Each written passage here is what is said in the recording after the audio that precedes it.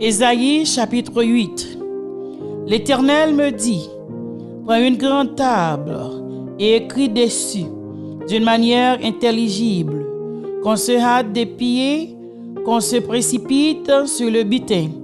Je pris avec moi des témoins dignes de foi, les sacrificateurs Uri et Zacharie, fils de Bérekia. Je m'étais approché de la prophétesse, elle conçut et elle enfanta un fils. L'Éternel me dit, donnez-lui pour nom Maher-Shalal Habashbaz, car avant que l'enfant sache dire mon père, ma mère, on emportera devant le roi d'Assyrie les richesses de Damas et les butins de Samarie. L'Éternel me parla encore et me dit, parce que ce peuple a méprisé les eaux des Siloé qui coulent doucement, et qu'il s'est réjoui au sujet de Rétsin et du fils de Rémalia. Voici, le Seigneur va faire monter contre eux les puissantes et grandes eaux du fleuve, le roi d'Assyrie et toute sa gloire. Il se lèvera partout au-dessus de son lit, et il se répandra sur toutes ses rives.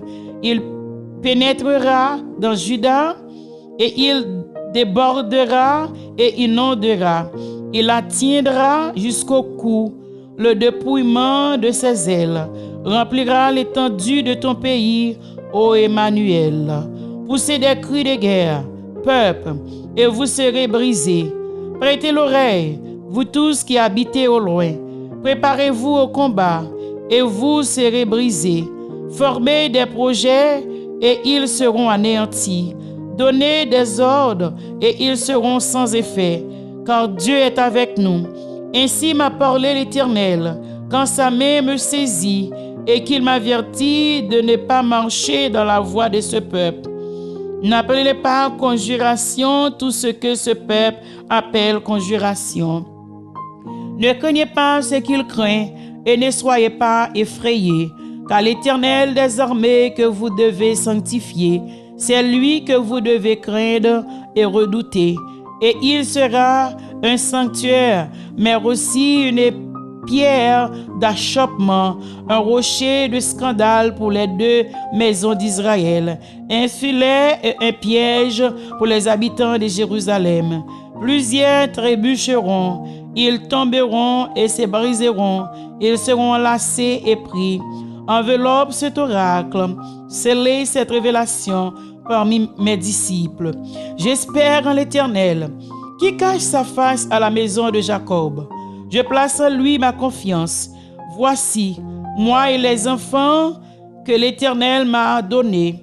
Nous sommes des signes et des présages en Israël, de la part de l'Éternel des armées, qui habite sur la montagne de Sion. Si l'on vous dit, consultez ceux qui évoquent les morts et ceux qui président l'avenir, qui poussent des sifflements et des soupirs. Répondez, un peuple ne consultera-t-il pas son Dieu? S'adressera-t-il pas aux morts en faveur des vivants, à la loi et au témoignage? Si l'on ne parle pas ainsi, il n'y aura point d'aurore pour le peuple. Il sera errant dans le pays, accablé et affamé. Et quand il aura faim, il s'irritera, maudira son oin et son Dieu, et tournera les yeux en haut.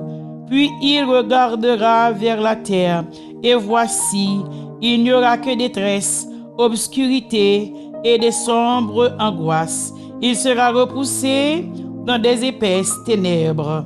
Mais les ténèbres ne régneront pas toujours sur la terre où il y a maintenant des angoisses.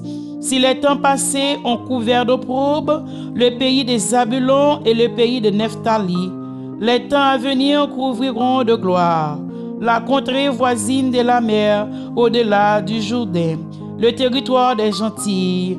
Parole du Seigneur. Shalom, shalom.